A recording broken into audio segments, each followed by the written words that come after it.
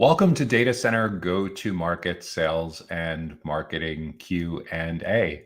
I'm your host, Joshua Feinberg from DCSMI, the Data Center Sales and Marketing Institute, and host of the Data Center Go-to-Market podcast. And each week on this live show, Data Center Go-to-Market Sales and Marketing Q&A, we tackle a handful of the biggest sales and marketing challenges that we're finding throughout the global data center critical facilities and digital infrastructure ecosystem. This includes from data center operators like colocation, hyperscale providers, edge, modular, wholesale data center developers, as well as the dozens of different kinds of data center technology companies and data center facilities related companies, plus all of the construction, real estate, and investor types of companies, as well as the vibrant outsourced sales and marketing ecosystem in and around data centers, critical facilities, and digital infrastructure. And this show is for you, regardless of where you sit on the go-to-market team. Perhaps you work in some facet of sales, such as a sales development or business development rep or account executive or account manager or channel account manager, or perhaps you're in some part of the marketing team, in events marketing, social media marketing, demand generation, partner marketing, product marketing, content marketing, digital marketing. Lots of different kinds of marketing, lots of different kinds of sales. And then there's all of the folks who work in post-purchase, beyond just support and service, but more in the client success, CSM type of roles, account management, AM type of roles. And if your company has both a direct and an indirect playbook, so you have channel partnerships, then that for sure is a big part of who the show is for. Or perhaps you work on the roadmap, the strategy for your company, and you're in some kind of product manager related role or innovation type of function within your organization. Or maybe you are the executive sponsor, the leader whose job it is to go out into the marketplace and recruit the best and brightest to join your company, to join your team, to help your firm achieve amazing results in this time of incredible growth within the global data center ecosystem. If this is the first time that you're joining us for Data Center Go-to-Market Sales and Marketing Q&A, welcome. We're thrilled to have you with us. If you've joined us before and you're a frequent flyer, welcome back. Either way, let us know in the comments what you do in the global data center ecosystem. If you want to make sure that you get notified about upcoming educational events and resources just like this, be sure to subscribe to the Data Center Sales and Marketing newsletter that comes to your email inbox on Sundays. You can subscribe for free directly on our website at www.dcsmi.com. So what is on the agenda for this week? What are the 6 big questions that we're going to tackle? We're first going to start by looking at how a data center business development executive can create customer awareness and trust. Ooh, that's a big one. Next, we'll talk about how a data center IT infrastructure provider improves business development and establishes new key accounts. After that, we'll head on over to how a data center fire and security solutions provider can better understand client pain points. I don't think we've tackled that business model before on this show, fire and security specifically for data centers. That'll put us at the halfway point for quick halftime break for a message from our sponsor. And in the second half of this week's Data Center Go-to-Market Sales and Marketing Q&A show, we'll talk about how to sell essential network infrastructure to the data center industry, plus how a data center and IT services provider improves its awareness and branding. And as we head down the home stretch on this week's Data Center Go-to-Market Sales and Marketing Q&A show, we'll talk about how to prospect for cloud data center clients. If you have an idea for a topic or a question or a challenge that you and your team are currently facing in trying to scale your go-to-market and trying to scale your sales and marketing playbook that you think we should address in an upcoming show, be sure to leave that in the comments on whatever platform that you're watching, and we'll add that to the consideration queue of topics to address in upcoming shows. So without any further delay, let's jump right into this week's first question, which is, how does a data center business development executive create customer awareness and trust? How does a business development executive create customer awareness and trust? That is a terrific question. And it's interesting that most of the time when we're asked these questions, we're usually anchored to a specific business model, to a specific part within the data center ecosystem. We're usually either talking about some type of data center operator or a technology or facilities company or construction, real estate, or investment company, or sometimes we're even going into the outsourced sales and marketing ecosystem. But in this particular case, it's a business development executive that simply works within the data center ecosystem. So without that context, some of the broadest, most universal strategies, playbooks that I would use in this particular case for creating customer awareness and trust is leaning into buyer preferences. What I mean by buyer preferences, in the world we live in now, your buyers, your prospects, your future clients are facing a crisis of confidence. The level of their ability to trust commercial entities, to trust marketing and sales folks has never been lower. They've never been more allergic to spending time with members of your sales team. That's why we see in certain scenarios, Fortune 500, Fortune 1000 companies in this ecosystem going to ridiculous lengths to literally spend unsustainable levels on outrageously expensive events in an effort to try to get back into FaceTime because they're simply not doing a good job of being laser focused on their ideal clients and what their ideal clients really want. If we were talking about this 10 years ago, it was quite common to find that most of your prospects and clients would get about halfway through their research and decision-making process, and they'd be ready to sit down and talk with someone from your sales team. At the time, CEB, the corporate executive board that's now owned by Gartner, did research with Salesforce and SiriusDecisions, and they found that about 56, 57% of the buyer's journey was over before vendor contact, before sales contact. What were they doing all of that time before they were ready to meet with you? Well, if you think about what was going on 10 years ago, mobile device adoption had reached a tipping point of mainstream. So they were asking questions like crazy on Google and Siri and Alexa. They were posting questions to their colleagues on LinkedIn. They were watching YouTube videos. They were going to review websites. It was a self-driven journey to a point, but they'd get a little past the halfway point. They'd be like, okay, I've taken this as far as I can. I need to schedule a tour. I need to book a demo. I need to sign up for a free needs assessment, whatever you want to call it. Add 10 years of digital transformation to that, add millions of baby boomers retiring, a lot more Gen Z and millennials in decision-making roles, plus tens of millions of people that got used to working from home during the early 2020s. And we're now in a world where if only they'd be willing to spend roughly half of the journey with you. Now they're spending very little time in that journey with you. Gartner's latest research puts that number at 83%, meaning that 83% of researching, comparing options and evaluating pricing now happens without you being in the room, no matter how much money you pay to get into that room. And there's people in this industry, there's companies in this industry paying crazy amounts of money in an effort to try to get back into the room, whatever that room actually means, whether it's the right people in the room, the right context, who the heck knows, but they're willing to write huge parts of their budget into some effort to try to get back into the room.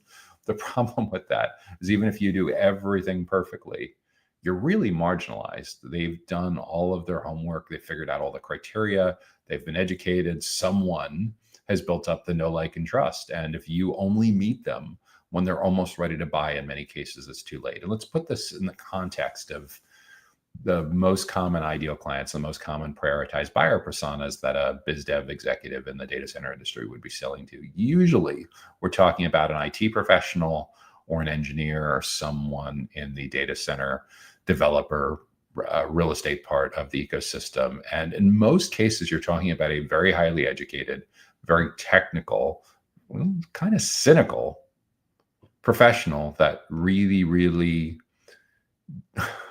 I don't want to say they're sales allergic, but they need a good reason to try to take them away from what's now become their default behavior. What's the default behavior? Well, in the same way that generative AI is driving this insane amount of growth throughout our industry, starting with OpenAI and NVIDIA, we're now in this place where so many of your prospects and clients have shifted from using Google as the primary place where they go for answers to using generative AI chat apps, mostly on their phone, but on their desktop as well. So we're talking about like Copilot, ChatGPT, Gemini, Claude, Perplexity, Grok. And the problem is they love the immediate gratification of getting instant answers from these apps without having to talk to a human. So it's not just a matter that they can avoid their discomfort in being put through your prospecting process, being put through the ringer. It's that, best case scenario, maybe you're available 12 hours a day, 5 days a week. It's maybe at the detriment of your work-life balance and to the detriment and chagrin of your family members. Maybe you're available 7 days a week, 12 hours a day, whatever it is. But no matter how high the upper end of that range is, they want answers anytime during those 168 hours of the week. And that's where the human response starts to fall apart, because no matter how well you think you know your buyer personas, whether we're talking about a technology executive, an engineering executive, a construction executive, a finance executive, a COO, a board member, you really don't know when during their week, when during their routine, they're going to get time to work on that big goal, that big problem that's a leading indicator that they need your company. It might happen during business hours, but it's also very likely that it happens at 2 o'clock in the morning, your local time, or 2 p.m. on a Sunday afternoon on a holiday weekend, where you're just simply not going to be around. And the quickest answer that they can get, the self-service answer, is largely what's going to win. So how do we earn our way back in? Well, what we share with our prospects, what we share with our clients needs to be so incredibly valuable that they're getting more from spending time with us than they would from spending time with the bots. And this is part of the reason why in the last couple of years over at DCSMI, we've observed that the business development executives, the account executives that are being hired and succeeding across a big part of the ecosystem are coming from technical backgrounds. In a lot of cases, if we're talking about working in the data center technology part of the ecosystem or working for data center operators, we're finding career technologists, people that worked in IT. They get hired and they're put in a biz dev account executive kind of role because they're seen as peers of the prospects and clients that they're selling to. And other parts of the ecosystem, we're seeing the engineers being wildly successful, hired into various parts of the data center ecosystem that are a little bit more facilities and engineering oriented, especially when it comes to things like power and cooling and sustainability. So with all of that in mind, this changes the nature of how companies are going to hire and how they're going to invest in reskilling and upskilling and cross-training going forward. Now, it was very, very common for companies across the data center ecosystem, even 10 years ago, to segment and specialize sales teams, certainly by geography, right? Everyone had a territory. And then there'd be segmentation by client size, meaning there'd be certain reps who sell these huge enterprise deals that they work on sometimes for years. There'd be reps that have a lot more deal velocity selling to the mid-market. And then there would, in some cases, be SMB, small, medium-sized business-focused reps who would be expected to sell something that was a little bit more transactional, a little bit more commoditized, and their quotas, their expectations would be turning over a pretty high volume of deals annually at relatively modest, relatively low price points. So specializing by deal size, specializing by geography, and of course, there's always been specialization by where they are in the journey. That's part of the reason there's always been a split, a segmentation between like the SDR, BDR role and the account executive as opposed to the account manager. Now, what we're increasingly seeing across the global data center ecosystems, we're also seeing extreme specialization by industry. So it's not enough to just be the IT professional that worked in mid-market or worked in enterprise in a specific geographic region. The technology companies, the operator kinds of companies, are looking for an IT professional with deep expertise in health tech or fintech or manufacturing or education or government, because they know that you'll have instant rapport with their prospects and clients. You'll speak their language, they'll see you as a peer, and that is a huge, huge deal. So that is a lot of what's accelerating awareness building. That's a lot of what's accelerating trust, but it's even more fundamental than that. In a world where business development executives are increasingly being locked out of these formative early and middle stages of the journey, we need to figure a way to get you back in. And I hate to break it to you, but it's probably not going to be by sponsoring another cocktail party or sponsoring a golf tournament or taking people to a ball game, because it's fun socializing with peers, socializing with prospects and clients, but you really don't get to do much education and trust building in that kind of context. And if we're talking about shaping people's beliefs across multiple stakeholders in a particular company, stacking the decks in your favor across the decision committee, education and trust is an incredibly important part of that. And the way we get you back in, the way we get you and your team members back in, is reposition from being seen as an extension of sales to instead being seen as an extension of your prospects and clients, learning and development, and professional development. See, even with people's incredible thirst now for getting every question that they ever used to ask to Google on their mobile phone throughout the 2010s, now they're doing the exact same thing on their generative AI apps. So how do we earn our way back in? Well, in this industry in particular, the global data center ecosystem, critical facilities, and digital infrastructure, people know that their knowledge is very perishable, has a short shelf life. So they're always looking to level up, and they're always spending time and resources on learning and development and professional development. So what we're essentially looking to do is to transform how your prospects and clients see you, from going past the traditional job titles that you're classified with, like account executive or sales development or business development reps, and instead have your prospects and clients see you a lot more like teachers and consultants, subject matter experts, trusted advisors. Some of the most veteran, most experienced people on your team may be even seen as thought leaders.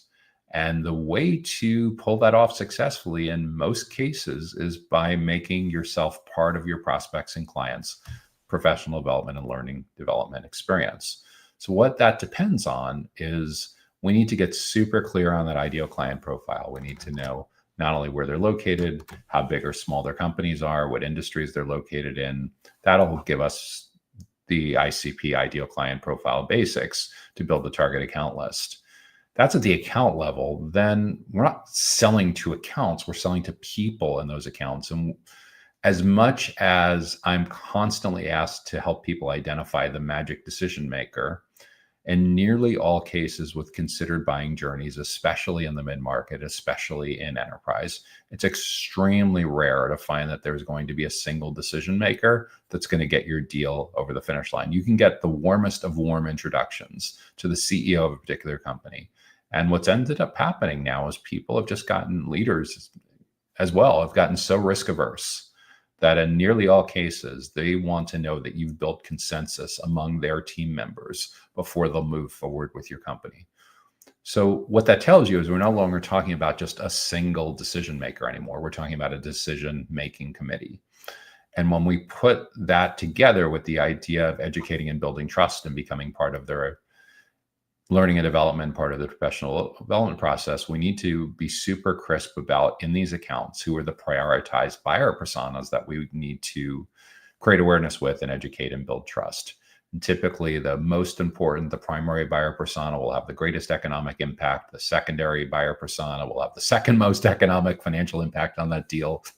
And big enterprise deals, it's very common to find that there may be a third and a fourth category of stakeholder there as well. And once we've identified and prioritized these folks, then we need to figure out what's going on in their worlds, their biggest goals and challenges in their own words. These customer insights are incredibly important, and getting those insights in their own words is the unlock with all of this. If you just guess without getting their precise words, there's a really good chance that your messaging and your approach with everything is going to fall flat. So what we're really looking for is the top 5 or 6 big goals that each segment is working on, the top 5 or 6 big challenges that each segment are working on. And then we essentially take those 10 or 12 topics and we make an event calendar. What's that event calendar for? Nope, it's not for the biggest booth at the conference. It's not for a bigger expense on the golf tournament next year or the cabana party next year. No, those 10 or 12 topics are for your own educational events. This is where there's some bias and kind of dinosaur thinking in the industry where people are just asking all the wrong questions. A lot of times people are headed off to conferences because it makes them feel good to be in a room with hundreds or thousands of other people that that it's a numbers game. And the more likely that there is just a large number of people in the room, the more likely it is that my magic prospect or client is going to be one of those people in the room. And I'm going to get access to that person. And I'm going to be able to create awareness and trust in that 30-second conversation over some very loud music. And the reality is what I see happening a lot more often is I see ideal client profile malpractice going on with conference selection. Approach the right way, what I like to do is I like to get the media kit. I like to get the prospectus for that particular conference. And I look to look at the demographics that they tell me about for who was there last year and the demographics of who they think is going to be there next year. And I take that information, usually a PDF or some kind of portal, and I put that on the left-hand side of my monitor. And on the right-hand side of my monitor, I pull up my ideal client profile. I pull up my prioritized buyer personas. And I'm just kind of looking between the two. And I'm saying, okay, these are the kinds of companies and these are the kinds of people that are incredibly important for me to spend time with, creating awareness and building trust. What percentage of this conference is attracting those people? Because of its small numbers, like less than 20%, and I'm looking for a needle in a haystack, that's not good.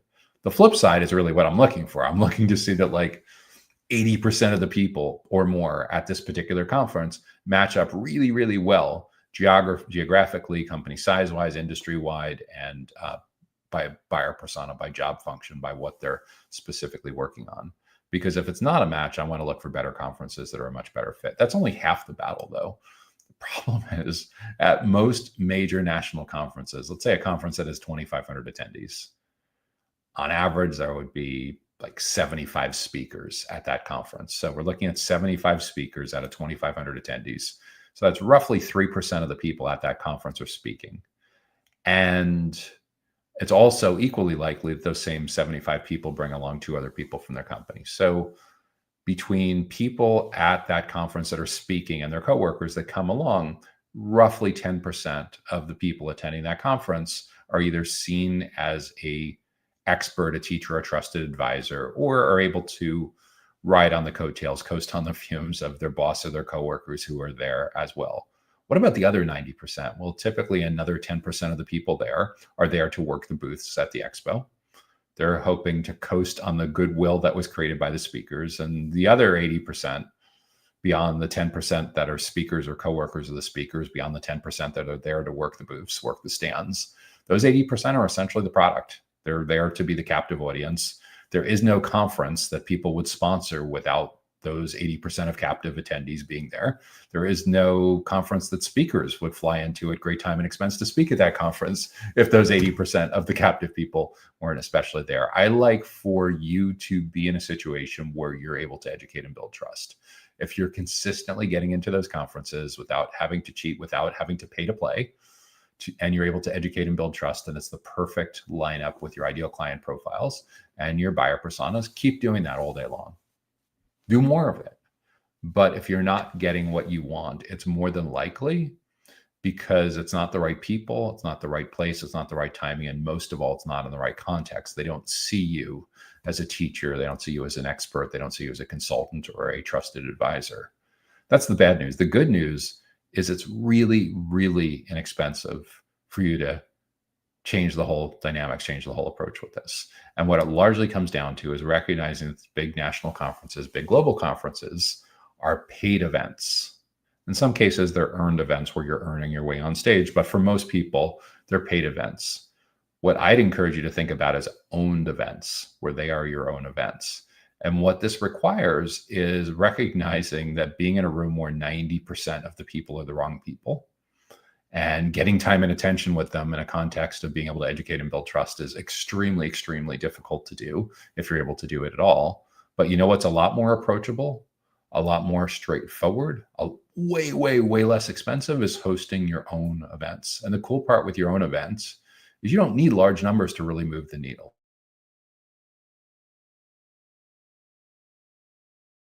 super clear on that ideal client profile, once you're super clear on that target account list and your buyer personas, say, for example, you're a co-location operator, and in each one of your facilities, there's a conference room that seats 15 or 20 people. And the cool part with that conference room is you don't have to pay to rent it. And you don't have to buy $8 cups of coffee or your local currency equivalent for each person that actually attends it. You just simply have to talk to your administrator, your office manager, what have you, and say, you know what, the first Wednesday of the month, reserve 7 a.m. to 10 a.m. or 11 a.m., whatever it is, or 12 to 2 p.m. or whatever is the time slot you want to reserve consistently month after month. And chances are that doesn't cost you anything out of pocket. Then the next thing you need to do is take those 10 or 12 topics and figure out who the subject matter experts are in your company that can talk for 30 or 40 minutes about that topic. And in some cases, they may be working right in your location.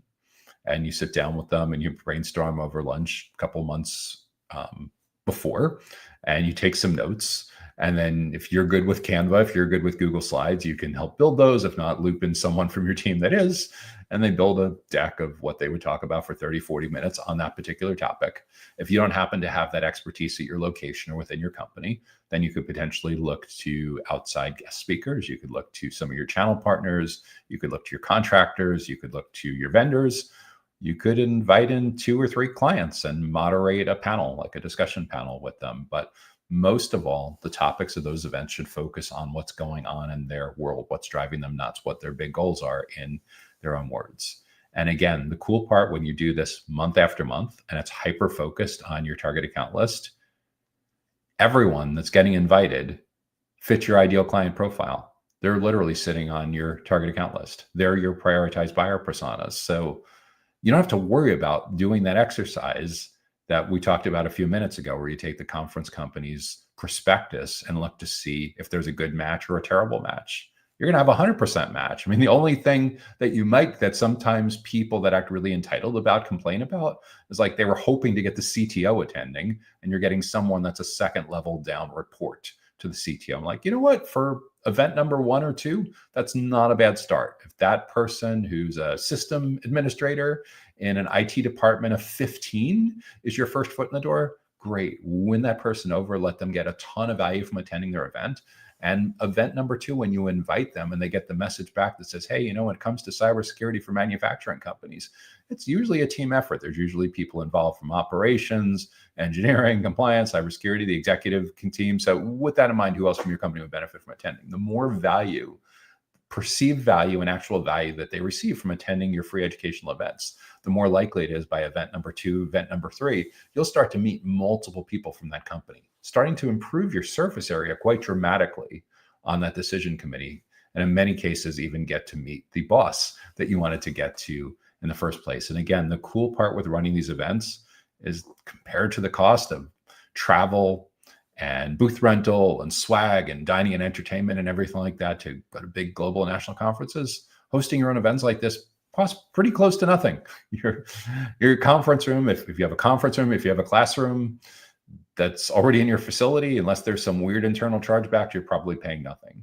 When it comes to inviting people in for a breakfast seminar or a lunch and learning, you don't need to go crazy. Like bagels and fruit and pastries and coffee for a breakfast event, you're good to go. For lunch, deli, some salads, pizza, something like that. Again, we're talking about things that are relative to what you would do with a national and global conference. These expenses are usually so small that the sales manager on your team that either you are or you're reporting to, this is easy expense account stuff that's within discretionary. Like for 15, 20 people, it's tough to spend more than $500 or $1,000 of your local currency equivalent. And this playbook has worked so well across the ecosystem.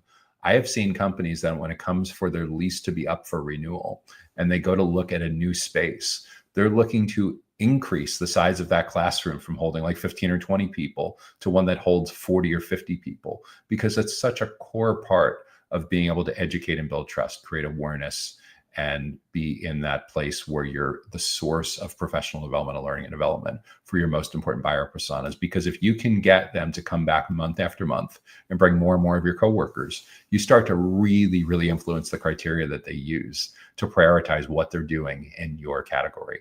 They start to take your methodologies back to their organization and it starts to really, really stack the decks in your favor in the formative years, in the formative stages of that journey, where you still have a chance to shape how they view anything and everything that's directly and indirectly related to your category. Now, if you don't have the luxury of your prospects and clients being located nearby where they could drive to a breakfast or lunch or afternoon or evening kind of event or Saturday event, you ultimately need to figure out the timing that works best for you and your buyer personas. But this can be done long distance as well. In the case of the co-location operator or pretty much any place within the data center ecosystem, if they can't get there locally, well, instead of food being involved, you just run it as a webinar series. And it won't be quite as impactful, but it still can be really, really, really impactful. And again, the cost of running these kinds of events relative to national, almost nothing. It's just basically it's time. It's time to make sure that you have fantastic educational content. No one wants to attend an infomercial. So yeah, you need to do some lobbying and some alignment and getting some buy-in among the key subject matter experts in your company to participate and help them put together a great deck, great content, so the people attending get a lot of value.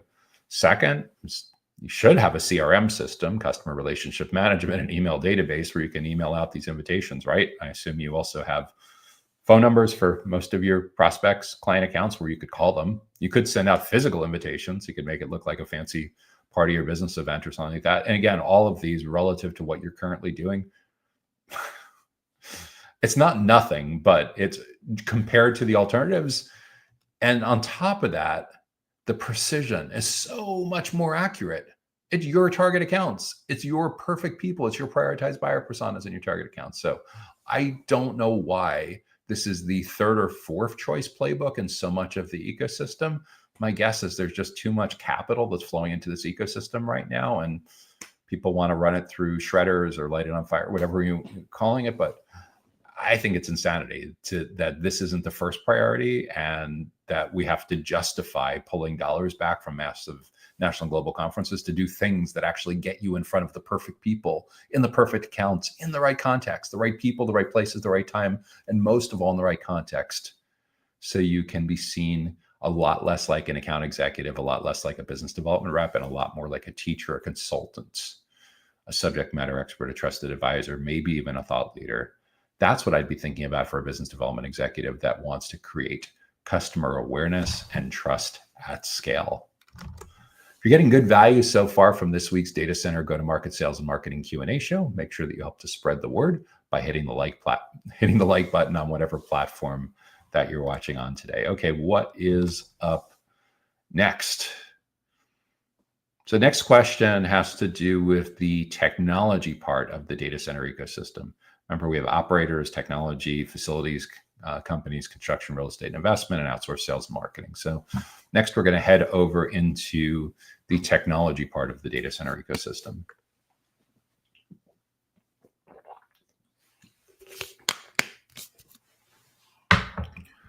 How does a data center IT infrastructure provider improve its business development and establish new key accounts?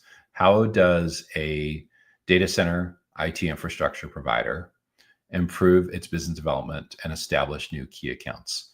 So let's review the basics a little bit about your particular business model. Usually a IT infrastructure provider can take two different forms. You can be a consultant, a reseller, a channel partner of the IT infrastructure provider, and often call yourself an IT infrastructure provider because in many ways you're an extension of the company that you partner with and their marketing engine, their sales engine, their services engine, their training engine. Or you can be the IT infrastructure provider yourself.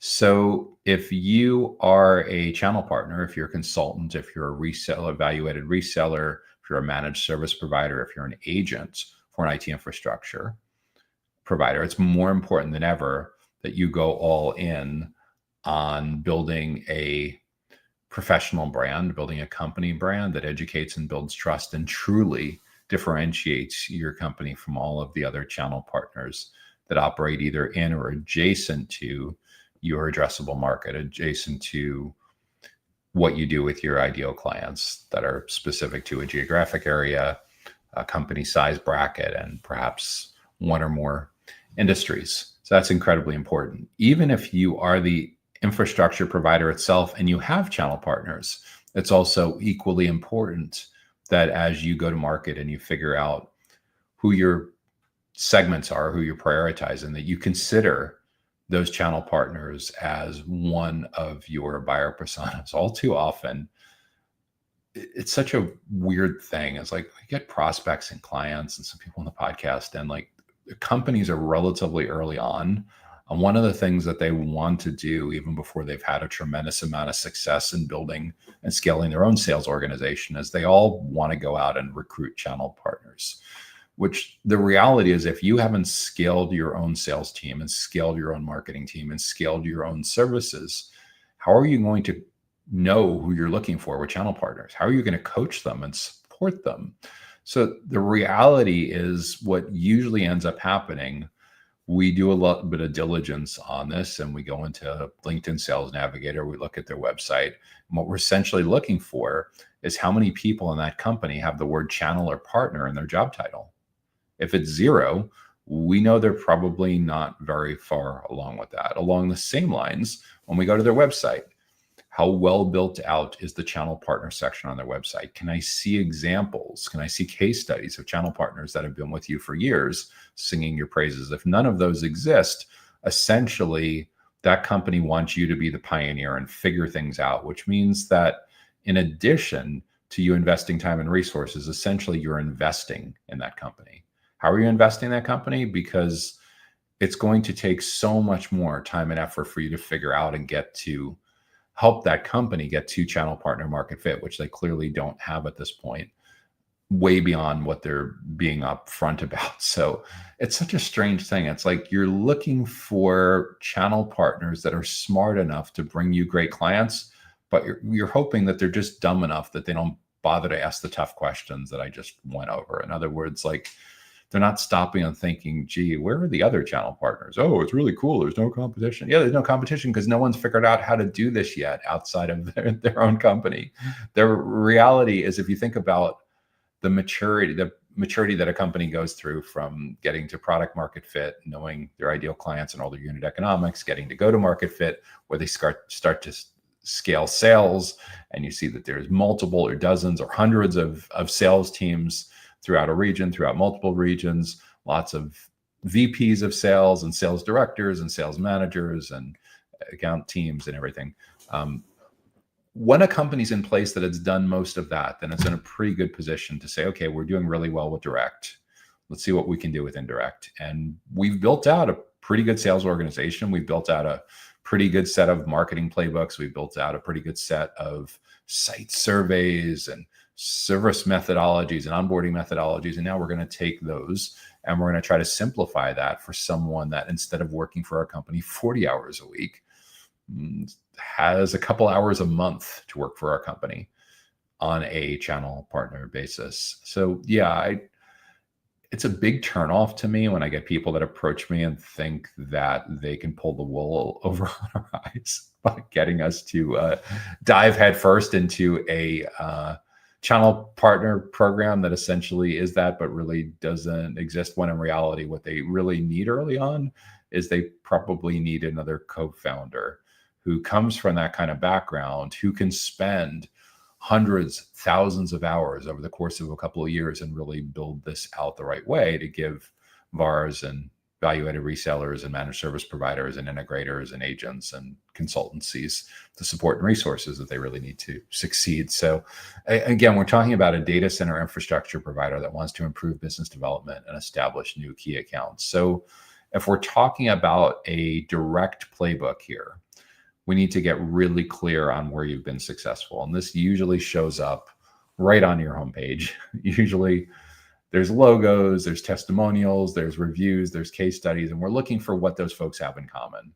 Where do they all tend to be located? How big or small are their companies? Is there a minimum size? Is there a maximum size of employee headcount that makes sense for your minimum level of engagement and where you can max out? I mean, if you're an IT infrastructure provider that happens to be a Fortune 1000 company yourself, there probably is no upper limit.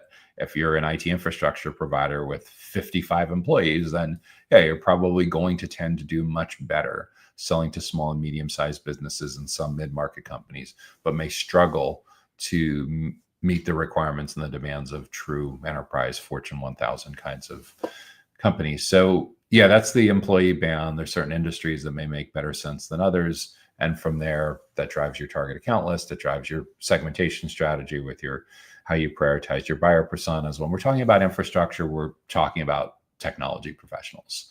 And it's really how granular that segmentation strategy depends on how big your company is and how big their company is. If you're selling to co-location operators that have 1, 2, 3 locations and they have a couple dozen employees, then the reality is for IT infrastructure, for sure, you're going to need to get to the CTO, probably the CEO, the CFO, the C-level executives. There's nothing large that's going to happen, nothing that big like IT infrastructure is going to happen at a co-location company with a few dozen employees that doesn't require going all the way to the top. That's the bad news. The good news is they should be extremely accessible, so much more accessible than a much larger company. The reality is, even if your inbound efforts, even if your content, your thought leadership is intersecting someone else from that company, everyone knows everybody. So the person that's working in the network operations center, the person that's working as a system engineer, the person that's working as an infrastructure engineer, they know exactly for this kind of initiative who would need to be involved if they think that your company has the goods that they actually want. So that's the great part. The downside is your deal sizes probably won't be anywhere nearly as large, but your sales cycles will be much faster with a lot less headaches, a lot less aggravations. So that's a lot. So depending on if they're a relatively small company, you won't need as many buyer personas. If they're a larger company, you'll likely need a more granular segmentation strategy, because instead of one person doing 10 jobs, you have 10 people doing 10 different jobs. It's extremely unlikely. Hopefully for your sake, you won't need that level of granularity, and your segmentation strategy is usually somewhere in the middle, but it gives you an idea of kind of what the two extremes look like. Again, part of the reason that I talked about channel partners early on is what everyone tends to get wrong, especially in this category, is especially if you don't have a channel chief in a big, well-established organization, is your channel partners are a different buyer persona. It's a different segmentation strategy. They have different goals. They have different challenges. They talk about your segment in different words than the end users would. So different, for sure, they get their own page on your website. For sure, they get their own lead generation premium content offers. For sure, they should get their own events. And as I've been talking about for the last several minutes, in nearly all cases, they're getting their own people on your team who just work with channel partners. These could be channel account managers, often called CAMs. They could be channel account consultants, sometimes called CACs or channel consultants. There's a lot of different ways, channel partner managers, channel account executives. There's a lot of different ways to do this, but at the end of the day, recognize that your channel partners are going to have very different needs when you're talking about an organization that you're going to co-sell with, that you're going to sell through, as opposed to selling to. And again, one size will not fit all in this particular context, in this particular category. So if you're talking about improving your business development and establishing new key accounts, the first major cut that I want you to think about, once your ideal client profile is documented, once your prioritized buyer personas are documented, is if you're the channel partner, it's very unlikely that the channel partner is going to have a channel partner, because that just gets really, really derivative, really, really watered down. I have seen it happen, but it's more likely that they essentially are like commission-only sales reps. And that brings us back to the whole thing that I was just talking about before with, are you really in a position to support these folks, or are you just hoping for the gullible and the naive to sign up without asking too many of the hard questions? And if you get enough of them, maybe something will click. I don't think that's a particularly good playbook when you care about your brand reputation in ecosystem. So typically the channel partner doesn't usually have channel partners on top of being a channel partner. Usually the infrastructure provider themselves are the ones that'll have channel partners. And depending on your company's size, you may discover that you have a couple of different categories of channel partners, depending on their size, their business model, the compensation arrangement, a host of factors. But again, if this is your first foray into doing this, even just having one person in your company that has the word channel or partner in their job title, even just having a separate page on your website that talks about what you do with channel partners and having a separate event strategy, a separate lead generation offer, will start to put you directionally going in the right way, on the right path to improving your business development and establishing new key accounts. The key with new accounts is when you phrase it like establishing new accounts, this is usually a land and expand strategy. So cross-selling, upselling, customer marketing are all extraordinarily important. And in much the same way, like your prospects and your clients, your prospects and your future clients don't want to spend a ton of time with salespeople anymore, your clients won't spend a lot of time with account managers if they feel that the account managers are just trying to close them all the time. So what's typically a much more effective strategy is for account management and customer education to be rooted a lot more in education, to be rooted a lot more on sharing best practices, on how people have gotten the most value from your IT infrastructure. And for sure, you're segmenting by life cycle stage. These are all customers or partners. And again, there's very, very strong argument for keeping the customers and the partners separate. But yeah, for sure, you shouldn't be speaking to your customers and partners the same way you talk to prospective customers and prospective partners. Very, very different context. So when you're talking about establishing new accounts and expanding the new accounts, establishing the new accounts is typically your pre-sales. That's your, for all intents and purposes, like your business development reps, your sales development reps, your account executives, your channel account managers. And then once new clients are onboarded, once new channel partners are onboarded, we should know that in a recurring revenue business and a repeat business, every 30 days is a new sales cycle. So we need to always, always, always be earning our stripes. And even if they're signed on for long-term agreements, if you're dropping the ball, if you have a host of issues, they're going to figure out a way to get through the exit. So what we really need to do is recognize that it's all about education. It's all about trust. And it's a combination of, yeah, we need a fantastic product. We need to provide a ton of value, but we also need to teach our clients, our prospects, and our partners how to get the best value from the relationship that they have with your company. So that's what I'd be thinking about first and foremost when it comes to how a data center IT infrastructure provider can improve its business development and establish new key accounts. Okay, next question this is a really, really interesting category of physical security that I don't remember us ever addressing before on a previous show.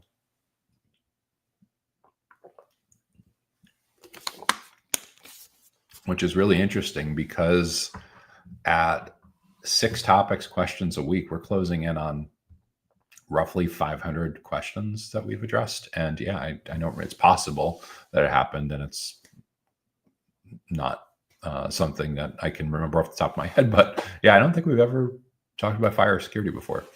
So how does a data center fire and security solutions provider better understand client pain points?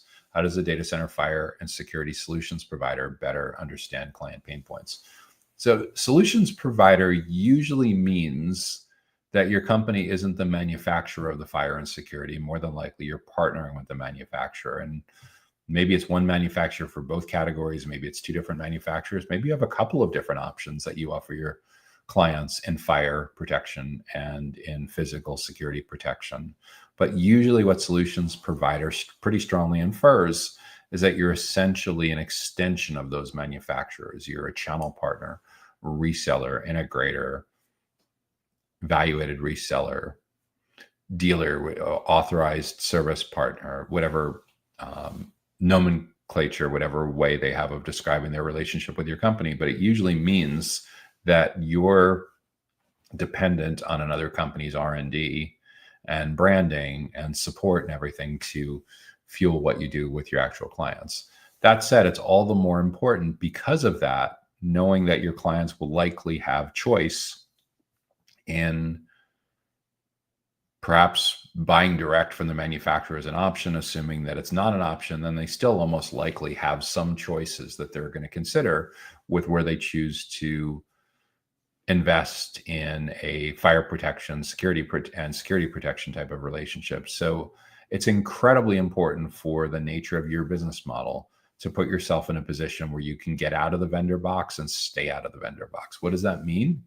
We don't want you to be seen as a commodity provider, even if some of the products that you resell are seen as somewhat commoditized. And the way we get you a true point of differentiation is to recognize that your buyers want a very different experience from your company than they would have wanted as recently as 10 years ago. 10 years ago, it was very common to find that in the relatively early days of mobile device adoption and search engine adoption and social media adoption, they'd get about halfway through research and decision-making process, and then they'd fill out a form on your website. They'd be willing to take a cold call, and they're ready for their first meeting with someone from your sales team. So you'd get to meet a prospect, a future potential client, when they were about the halfway point through going through that journey. Well, 10 years of digital transformation, millions of baby boomers retiring, a lot more Gen Z, a lot more millennials in decision-making roles, and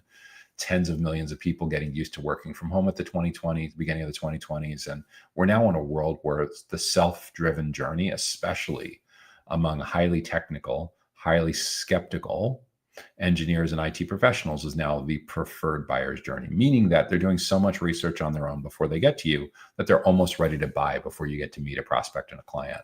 Where are they doing this research? Well, it's all the same culprits that we've known about for 10, 15 years or more. It's search, although a little bit less now. We'll talk about that in a moment. They watch YouTube videos, they watch podcasts, they attend webinars, they go to review websites, they ask their peers for advice on LinkedIn. But you know what's interesting? They're not doing quite as much Google searching anymore. And instead, I don't know about you, but me and everyone I know has started to do a lot less Google searching and a lot more going to ask these exact same questions on the generative AI chat apps, either on the phone or on desktop. I'm talking about things like ChatGPT, Copilot, and Perplexity, Claude, Gemini, Grok.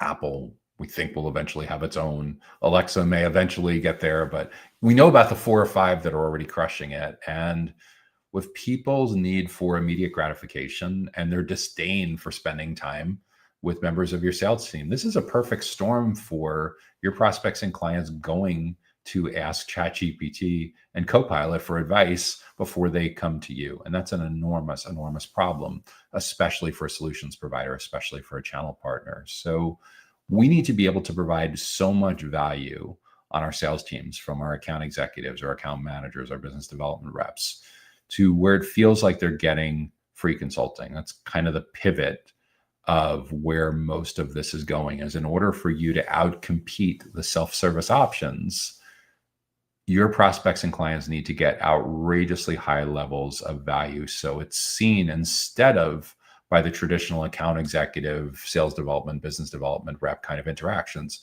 it's seen a lot more like education, consulting, being a subject matter expert, being a trusted advisor, perhaps even being seen as a thought leader.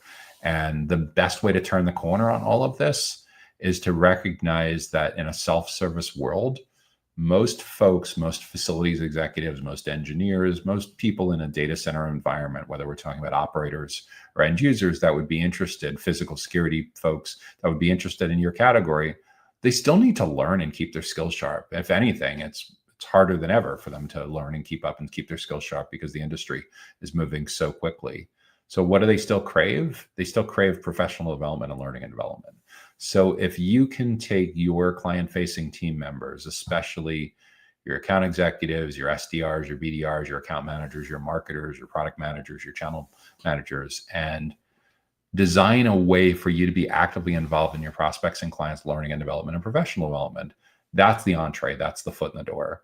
It's not spending more on a golf tournament. It's not having a bigger, fancier cabana party. It's not taking them to really expensive professional sporting events more often because it's fun. You're socializing with your colleagues.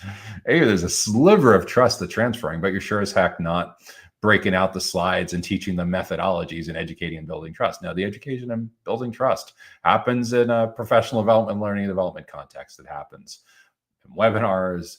It happens in summits. It happens in roadshows. It happens in breakfast seminars. It happens in lunch and learns. And it is incredibly, incredibly important in a self-driven world especially for a solutions partner and your solution provider in your category to earn its way back in early and often, to get out of the vendor box and stay out of the vendor box.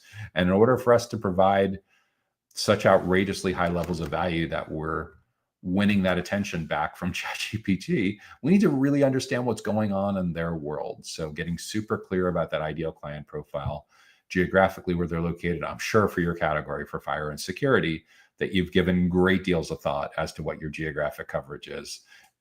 More than likely the manufacturers have as well if you have protected territories. But yeah, I'm sure at this point, because very little with fire and security doesn't involve site visits multiple times, installation, ongoing service, and everything. For sure, geographic coverage, where you're located, where they're located, is extremely important. The company size, the company headcounts in that ideal client profile can be pretty important as well. You know what your minimums are, what your entry level projects look like. They have to be able to afford it. It's possible that your entry level program is out of reach for the 50-person co-location operator, and maybe they need to be at least 20 million, 50 million, $100 million or your local currency equivalent revenue turnover kind of company in order to be able to afford it. You may also know that from the standpoint of being a solutions provider that's in one particular local area that has maybe in your particular case a couple dozen employees, probably do really well with SMB and mid-market, and you may struggle with huge enterprise accounts unless you happen to be an enterprise yourself. Typically, enterprises prefer to buy from other enterprises. It's like the whole idea of nobody ever got fired for buying IBM, which is ironic because 25 years later, IBM is still a little bit of a factor in IBM cloud, but it's not nearly as dominant. But that phrase has lived on for quite some time. In other words, enterprise companies, let's say you're trying to sell fire and security solutions to HPE or Equinix or something like that. Typically, they feel safe buying from the largest entrants, the largest companies in your place. That makes them feel safer. And it's tougher for you to get a foot in the door with companies that are significantly smaller because the large companies will literally run you all over town with their financial requirements, legal requirements, compliance requirements, integration requirements. So yeah, know in your ideal client profile, what's the minimum size, the maximum size. Those couple things, as well as the industry that they tend to be located under, the business model, will help you shape your focus with what you're looking to do with educating and building trust. And then within those, that should get you to the point too where you can build a target account list. And within those accounts, who are the most important people? And generally, the larger the company, the more granular the job titles are. The smaller the company, the less granular it is, and the more likely it is that you find one person who's doing 10 different jobs. So depending on their company size, you're either going to end up with, if you're selling to huge companies, probably a minimum of 5 different buyer personas. If you're selling to smaller companies, 2 or 3 may do it. But the basic approach with all of this is to rank and prioritize which persona, which segment has the biggest economic impact on your kind of project. And then once we've identified a primary and a secondary, the first and second most important, and perhaps there's considerably more than that, depending on your target size, we need to know within those segments what's going on in their world. How do we get incredibly client-centric? What are their 5 or 6 big goals that they're working on individually as a team and as a company? These tend to show up on LinkedIn profiles, job descriptions, objectives, and key results. And what's driving them nuts? What are they really, really struggling with that's directly and indirectly related to your category? That should, for each segment, give us 10 or 12 topics that are super important. And those 10 or 12 topics is where I'd highly recommend starting for your event strategy. So if you're going to host lunch and learn events, breakfast seminars, symposias, webinar series, those are your 10 or 12 topics for the next 10 or 12 months. Just tackle one of those a month. So it's super specific for who they are, super specific for what's going on in their world that they've articulated in their own words. Once you have that, you need your subject matter experts. On some of these topics, hopefully you have internal subject matter experts. In other cases, you may go to external subject matter experts. Maybe it's the manufacturers of the fire and the physical security companies that provide subject matter experts that can speak. That's a playbook that's been going on for decades. So that's usually a really good fallback if you don't have internal expertise. You may have contractors that you use who could fill in that particular role. You may want to have client panels where you moderate a discussion.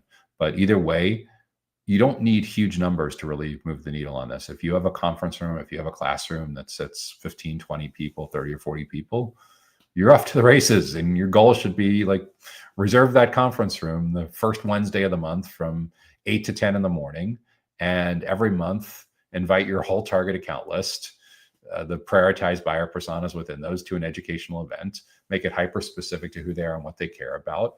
And you can fill those 15 or 20 seats, those 30 or 40 seats, with the right people from the right accounts. Even if they're marginal people from the right accounts, great things will happen when they're learning lots of useful tips and best practices on how others have addressed those exact goals, those exact challenges in similar kinds of companies. That's where you start to see, when it's working well, multiple people from the same company coming and learning together. So you're proactively driving alignment in the early and the middle stages of the journey, which really set you up for success when they get to the point that they're ready for a sales conversation. But yeah, this is the basic methodology that I'd recommend for better understanding client pain points in the course of doing that customer insight research to build the events calendar. You will for sure discover pain points when they register for your events, and you ask them on the registration form, what's your biggest fire and security challenge? What's your biggest fire and security struggle? What's your biggest fire and security question on that registration form? When they attend, and you have polling questions, ask for a show of hands, surveys, all of that is giving you incredibly valuable customer insight, customer research into what's going on with their pain points. And all of that should feed into everything that you do going forward with your go-to-market. Will probably motivate you to want to redo some website copywriting, perhaps redoing website navigation, lead generation offers. Of course, as we just talked about, your event strategy, what you do with email marketing, digital marketing, social media. And at the end of the day, I'd encourage you to invest a lot more in your own educational events, as opposed to just looking for a needle in a haystack in someone else's events, unless they have a really, really good match of their demographics compared to your ideal client profile and your prioritized buyer persona. So those are some of the key considerations that I would be thinking about for how a data center fire and security solutions provider, SP, can better understand client pain points. If you're getting good value so far from this week's Data Center Go-to-Market Sales and Marketing Q&A show, make sure that you hit the like button. We've got 3 more questions to tackle in this week's show. Before we do that, we're going to take a real quick break for a message from our sponsor. Data Center Go-to-Market Sales and Marketing Q&A is sponsored by DCSMI, elevating the role of sales, marketing, and go-to-market GTM professionals in the growth of the data center industry. To stay informed about upcoming episodes, subscribe to the Data Center Sales and Marketing newsletter on the DCSMI website at www.dcsmi.com. Again, that's www.dcsmi.com. Now, back to Data Center Go-to-Market Sales and Marketing Q&A. Hey, it's Joshua Feinberg from DCSMI, the Data Center Sales and Marketing Institute, and you're watching the Data Center Go-to-Market Sales and Marketing Q&A show, our weekly live show where we address a handful of the biggest sales and marketing challenges that we're hearing about throughout the global data center ecosystem. If you have an idea for a topic or a question or a challenge that you think we should address in an upcoming show, be sure to leave that in the comments on whatever platform that you're watching on, and we'll add that to the consideration queue of topics for an upcoming episode, an upcoming installment of Data Center Go-to-Market Sales and Marketing Q&A. So what is up next? Our next question takes us into the technology segment of the data center ecosystem. We're going to talk about how to sell essential network infrastructure to the data center industry.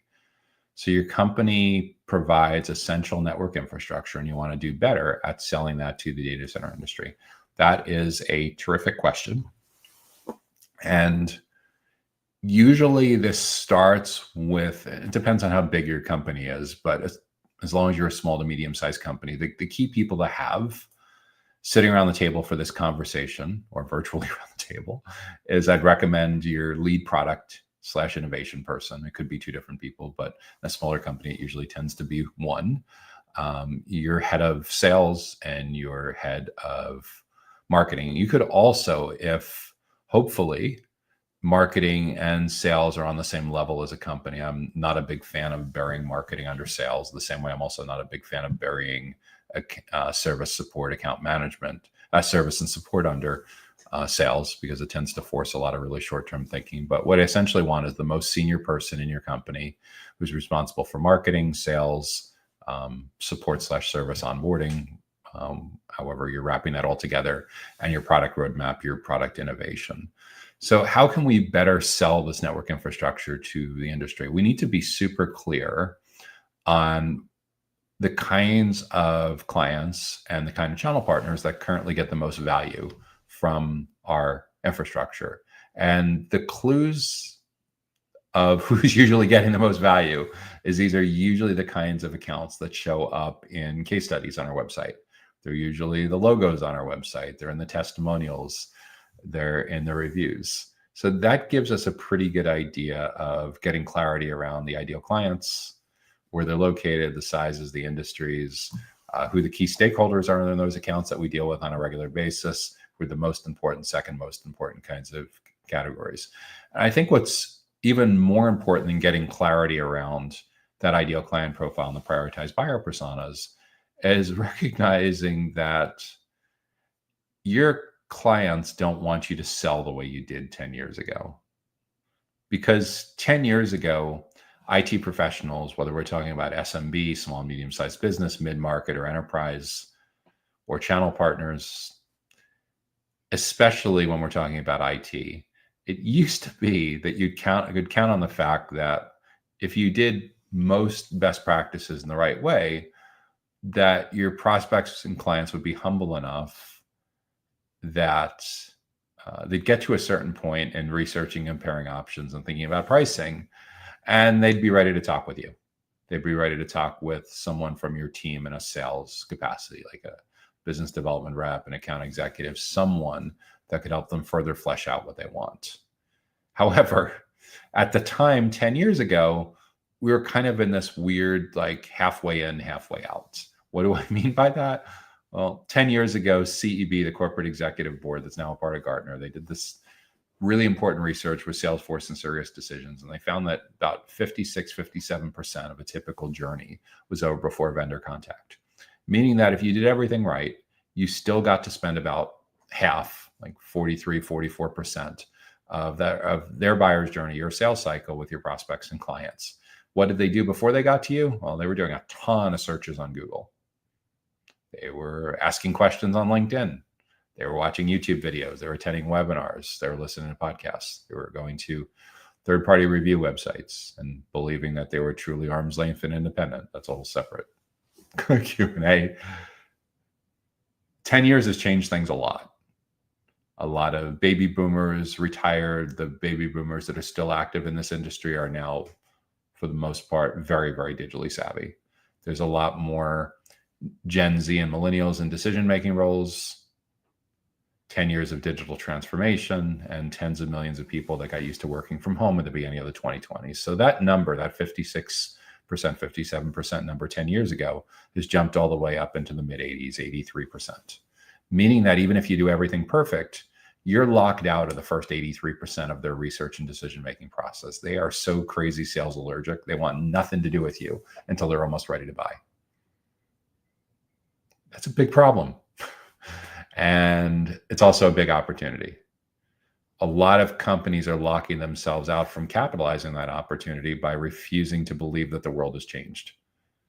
And I sometimes exaggerate it a little bit and say, like, are you truly expecting the phone book to have a comeback? Do you think fax modems, broadcast fax, Blackberries, what are you thinking is going to have a comeback here?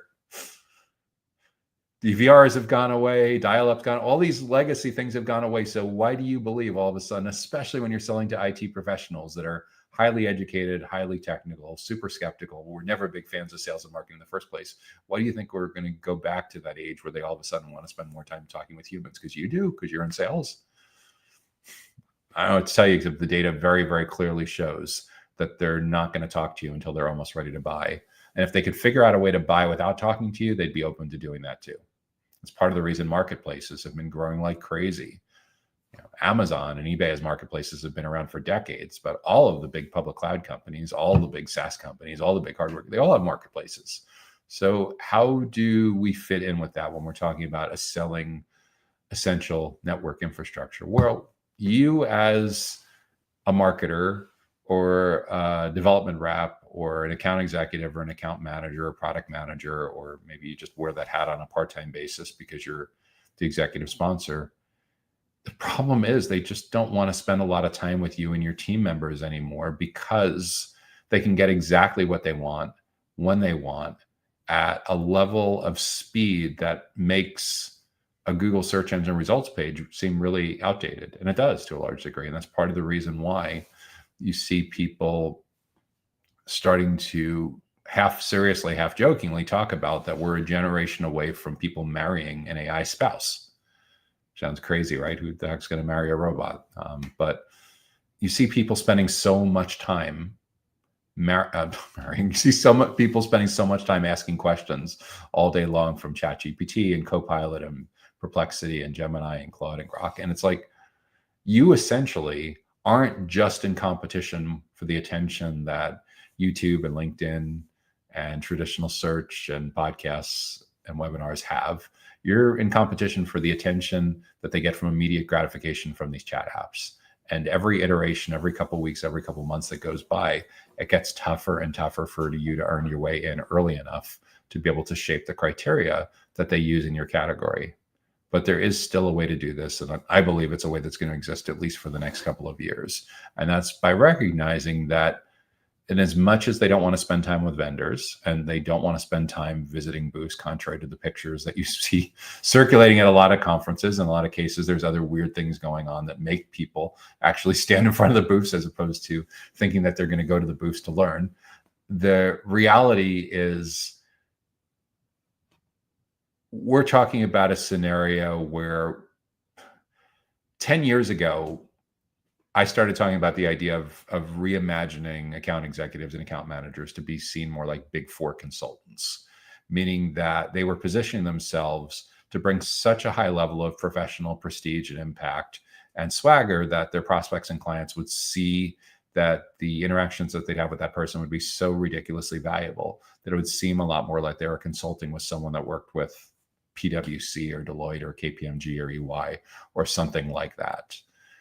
The reality of where we are, and I used to talk about how like the account executive needs to get to the point that they're seen as like a Big Four consultant, and the account manager needs to be next level because they're post-purchase. The customer success needs to be next level because they're post-purchase, and they need to be seen more like the PhD version, the MBA version of the Big Four consultant, like really, really, really next level. The problem is that knowledge has now been commoditized, and the artificial intelligence, the large language model apps, are just doing a number on sales professionals that can't add a lot of value, which is why in the category of network infrastructure, we're increasingly see companies that are hiring IT professionals into these biz dev kind of roles, people that formerly worked in IT departments and IT organizations, not in sales capacities, but actually as network engineers and worked in network operations centers and in cybersecurity roles. And the reason they're doing that is because that's the new competitive battleground. In order to earn your way back in, your prospects and clients want to spend time with their peers, not with people that they perceive are just trying to sell them to generate a deal, generate an opportunity. So we're seeing the level of technical savvy keep leveling up and leveling up and leveling up among these jobs at within the data center technology segments, the 22 different kinds of companies there, and most of the 5 different kinds of data center operators as well. So it's pretty common now to find that you have account executives, account managers, sales development reps investing in entry-level training and certification credentialing, having home computer labs where they're running like little mini data centers in their basement or in their family room as a nights and weekends kinds of project. Just the level of expectation for what your prospects and clients are demanding from people in these roles has dramatically changed. And what that's telling us is they don't want to deal with vendors, they don't want to deal with salespeople anymore, but they still need to learn. They still need to get these projects done. And this is where, instead of just transforming the AE and the account manager, or the account executive and the account manager to being seen as a Big Four consultant, it's a matter of figuring out, how do we reinvent your go-to-market playbook to be all about learning and development, to be all about professional development, to be all about educating and building trust.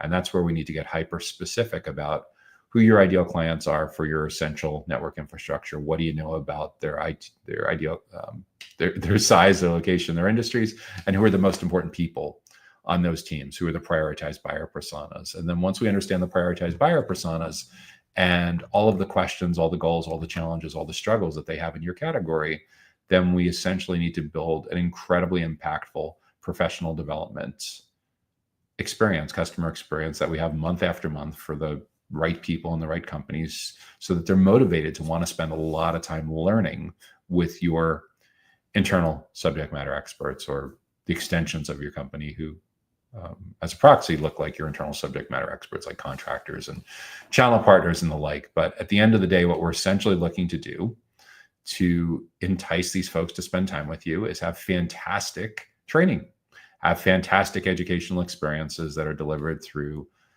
breakfast seminars, lunch and learns, webinar series, after hours kinds of events, could be weekend events, whatever works best for their schedule. And again, this has to be contextualized and customized for who they are. If you're dealing with channel partners, a lot of channel partners would, in many cases, prefer to have these interactions happening in the evening, or especially in smaller companies, or on a weekend, just simply because they still are, it's hard to believe, still plugged into billable hours and opportunity cost of being away from clients during business hours. But yeah, that's definitely still a thing with smaller managed service providers in different parts of the ecosystem. So at the end of the day, if you're looking to get much better at selling essential network infrastructure to the data center industry, we need to get super clear at the account level who we're targeting. And within those accounts, who are the most important people, the most important kinds of stakeholders that we need to build relationships with and educate and build trust. And then get ridiculously client-centric at understanding what's going on in their world, their 5 or 10 biggest goals and challenges, and one by one, invite them month after month to a recurring series where we become a huge, huge part of what they do for professional development, learning, and development. That's how we're going to shape the criteria that they use to evaluate and compare everyone else in your category. That's how we're going to get these folks to adopt the same kinds of methodologies that you'd use to talk about your category and bring them back to their own teams. That's how we get to meet increasingly more and more people from the decision committee as they start to bring more and more coworkers and eventually their boss along with them. And it helps us to own a huge, huge part of not only getting on the short list, staying on the short list, and potentially neutralizing a lot of competitive options on that same short list, because they're learning so much from your company. They're learning so much from your client-facing subject matter experts that there's really not a lot of time or inclination for them to go elsewhere to learn. So that's the trick with all of this, is to get out of the vendor box, earn your way back in early and often, as early as possible in the journey, not just when they're looking for infrastructure, but when they're looking at addressing some of the big goals and challenges that they're working on that are a leading indicator that they're going to be in market for essential network infrastructure in the coming weeks and in the coming months. So we need to get there early, and we need to be in there often. Think about 28 touch points that they're going to go through between complete stranger and purchase decision. I want you to saturate those 28 touch points, dramatically improve the surface area that you have. If you have a monthly series, fantastic. 12 of those 28 points are covered. You're nearly 50%. You have a couple more interactions in there with like an email newsletter in between and some podcasts and stuff like that in between.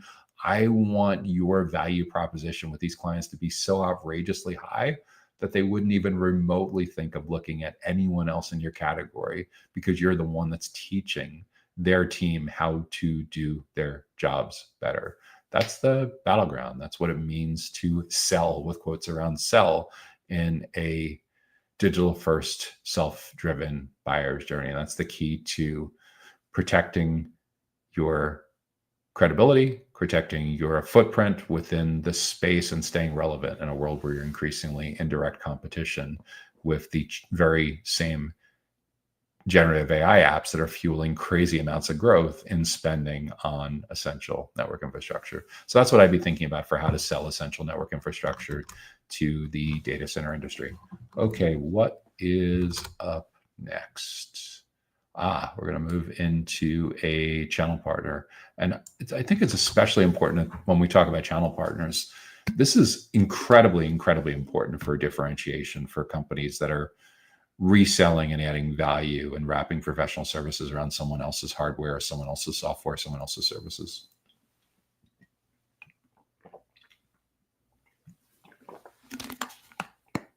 So how does a data center and IT services provider improve awareness and branding?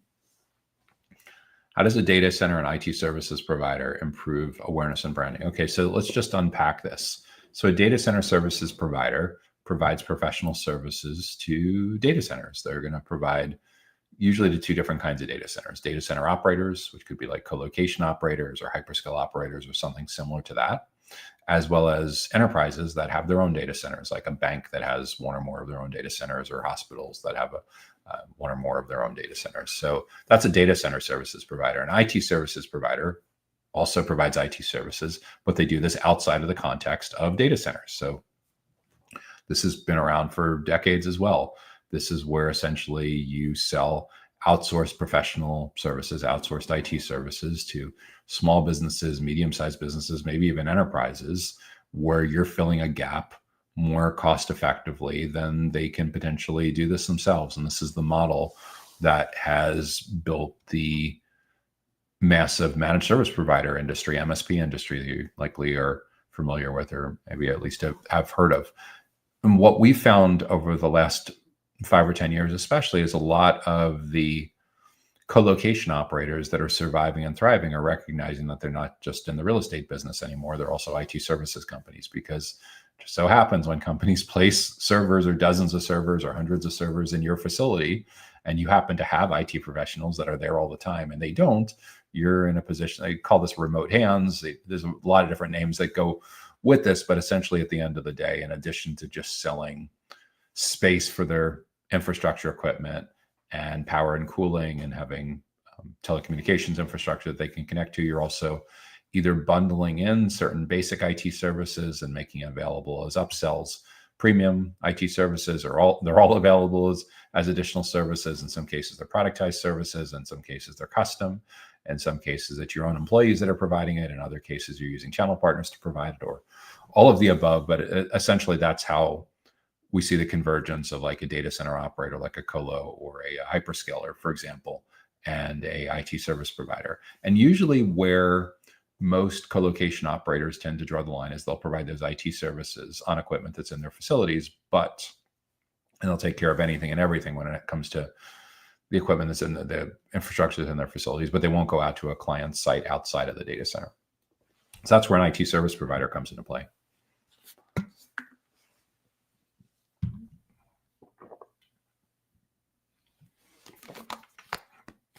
Where does an IT service provider go to take care of outsourced IT needs? They go to office buildings. They go to industrial parks.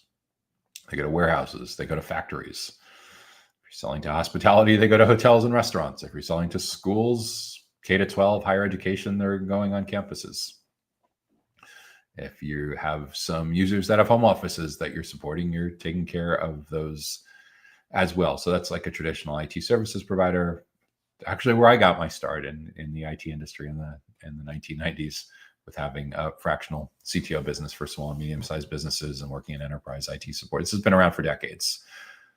So your company provides IT services in both contexts, both inside of data centers that you maybe own or don't own, as well as in more traditional office and industrial kinds of settings. So what do you do to improve awareness and branding? I think what it comes down to is I need to know how big your company is, because in a perfect world, I'd want to run a separate playbook for data center services compared to traditional IT services. Why? Because the data center services tend to be higher margin. There's so much more at stake. The level of expertise that you need has so much more riding on the line. And because of that, I typically want to segment out. I want to have a different ideal client profile. I want to have a different target account list, for sure, because a lot of companies don't have data centers or don't have a need for much data centers. Like if they're running all the services outside of their offices in public SaaS or public cloud or something like that, they don't need data center services. So yeah, it's definitely a need for having two different go-to-markets, two different ideal client profiles, two different target account lists, two different sets of buyer personas. And then each of those buyer personas needs a way for you to create awareness and educate and build trust and build a brand in that space. And I would argue that these may actually end up being two different businesses. Client, I did some consulting, some strategy consulting for a little while back, was doing exactly that, as they had two different companies, two different brands, two different websites. And one was focused on providing outsourced IT services inside of data centers.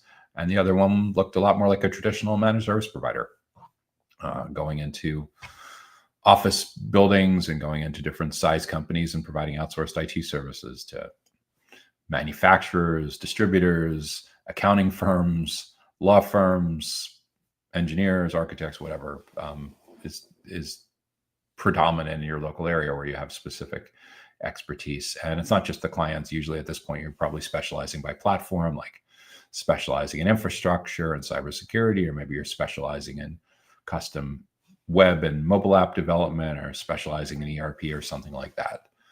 So I would argue that when it comes to branding and awareness, I would be pretty partial to splitting this up into two different companies and two different brands.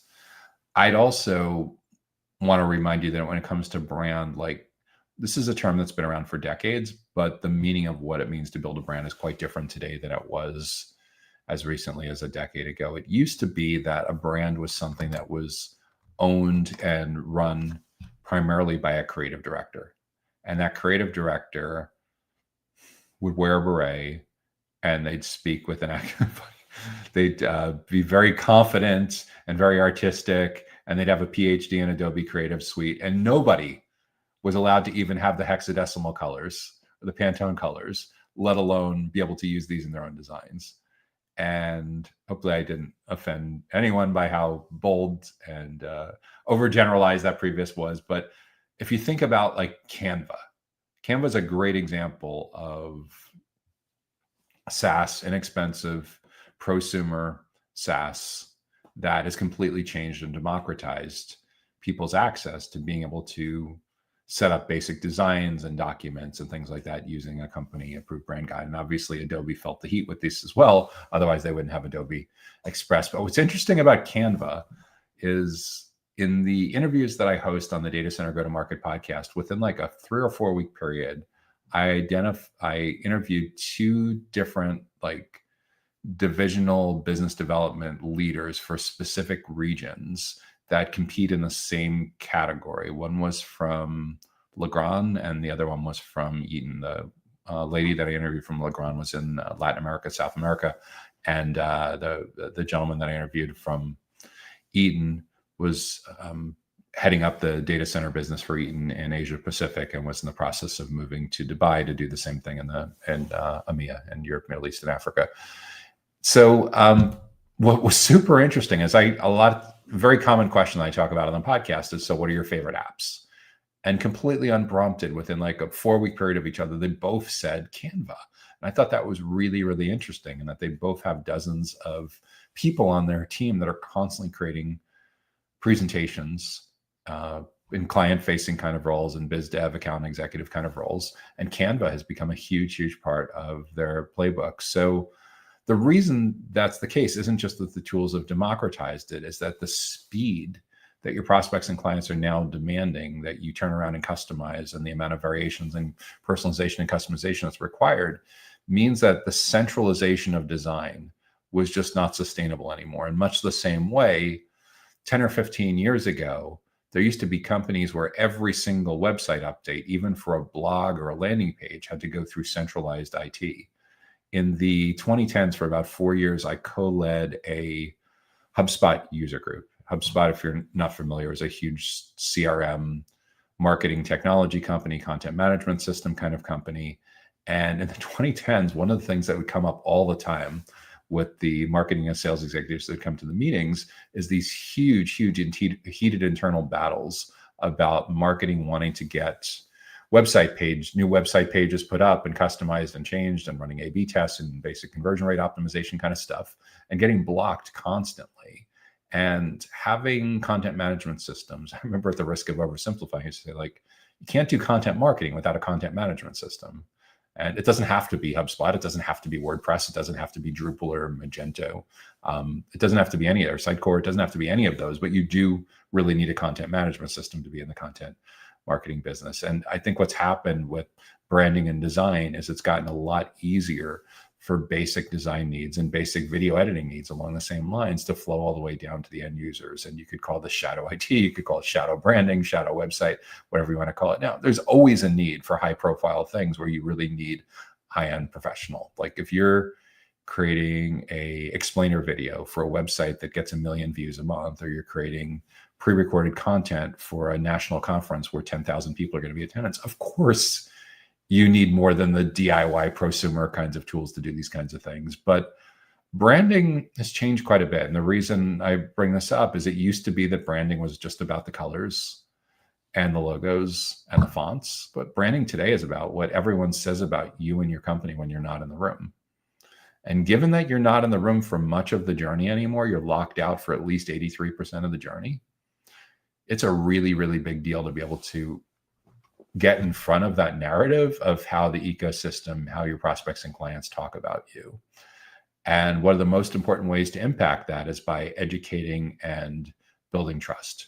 So it's not just awareness, it's not just branding from an aesthetic standpoint. We need to make sure that we're allocating our resources on how the marketplace now defines your brand. The marketplace now defines your brand as anything and everything that the marketplace says about you when you're not there.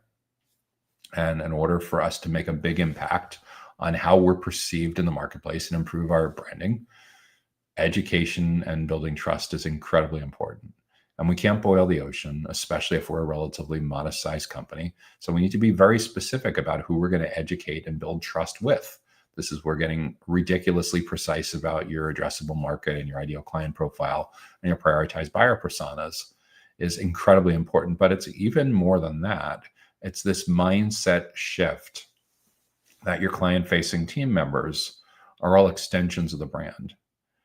And if executives weren't bought into that, I wouldn't see so many companies throughout the ecosystem that put a big obnoxious piece of duct tape across the mouth of so many of their employees and literally block them from being interviewed on a podcast. It's crazy. You'd think that when it's an interesting part of having I host the Data Center Go-to-Market podcast. An interesting part with that podcast is there's a lot of people that want to be on the podcast and their employers literally block them from doing that because, and a lot of companies, because of what they say is covenants and NDAs and use. And I think in most cases that's really overused. And there's another game that they're playing that has nothing to do with those client covenants. But suffice it to say, there's a ton more people that actually want to be on the podcast whose employers literally block them from being on the podcast. And this is the same crowd that is told to participate on LinkedIn, but they're not allowed to actually share on anything on LinkedIn that they actually wrote. Everything on LinkedIn that they share has to be copied and pasted from pre-approved messaging and pre-approved images and pre-approved videos. So there's a lot of weird things going on with censorship in the space with companies that are trying to manipulate their awareness and branding. There's a lot of things that in the conference ecosystem look like they were earned, but in reality, they're pay to play. That doesn't build trust, that erodes trust. So we want to be really, really careful that we're approaching this in the right mindset. So what I'd be thinking about for a data center and IT service provider that wants to improve its awareness and branding, the first thing I would do is I would split up the data center professional services brand from the IT services professional brand. I think it's a different ideal client profile and potentially a different company name, a different website, different lead generation offers, and for sure a different sales team, a different services team, a different marketing team, completely different business. And then the awareness and the branding is largely about understanding who the ideal clients are, who the prioritized buyer personas are, and what we can do to knock it out of the park on education and trust building by inserting ourselves into the professional development and learning development needs of the most important stakeholders in those companies. I want you to be the place where they go to learn. That's the best thing that I can do to help you protect your future against a world where ChatGPT and Copilot and Perplexity and Claude and Gemini are now controlling a lot of people's access to you. And this is kind of like people used to worry about not having visibility above the fold on a Google search engine results page. It's so much more because the recommendations from the large language model tools carry so much more weight, so much more intent, that you're either going to get recommended or you're not. And in most cases, it's not widely known yet about what the recommendation signals are, but it's largely believed that there are a lot of the same signals that have driven successful content marketing and thought leadership over the last 10 years. It's education and trust and experience and trust signals. The way you build those trust signals up is provide a ton of value and be the resource that everyone goes to learn. So again, professional development, learning and development, and rethinking how your client-facing team members are seen in the marketplace with building awareness and educating and building trust is a huge, huge way to influence the ecosystem's perception of your brand. And again, I would for sure split up between the data center professional services business and the more general IT services kinds of business, because it's different messaging, it's different personas, it's a completely different value proposition, it's a different event series, it's different team members, all of the above. And in general, what I see working across the board is verticalizing is more important than ever. So deep expertise in health tech, fintech, ed tech, gov tech, incredibly, incredibly important to cutting through the noise and creating awareness and building a strong, effective brand in a world where there's a ridiculous amount of competitive options that didn't exist 10 years ago, not the least of which are the generative AI apps that we're competing against for attention. So that's what I'd be thinking about for how a data center and IT services provider, or professional services provider, can improve its awareness and branding. And that brings us to our final question for this week's Data Center Go-to-Market Sales and Marketing Q&A show. If you've been getting good value from this week's episode, be sure to hit the like button. And if you have an idea for a topic or a question or a challenge that you think we should address in an upcoming show, be sure to leave that in the comments wherever you're watching. Okay, final question. What do we got?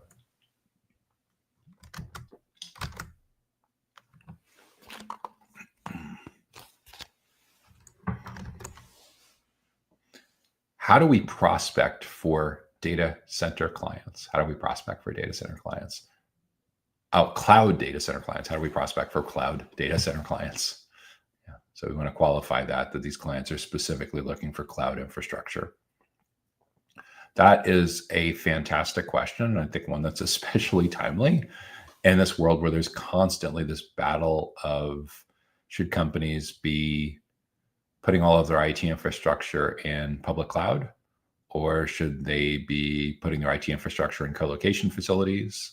Should they be building their own data centers, or should they be doing all of the above? Increasingly, what I see among a lot of data center infrastructure companies and data center operators is they want to give the clients the best of all worlds, and that they're primarily selling co-location, but they have direct connect relationships with the big public cloud providers. So essentially what they're able to offer is public cloud. They can offer private cloud that's on their own backbone and in their own facilities. They can offer hybrid. They can offer multi-cloud. They can offer all of the above, because in the same way that managed service providers, MSPs, and IT service providers in general have flourished over the years by being a single point of contact, a single throat to choke, if you will, and dramatically simplifying things for their clients.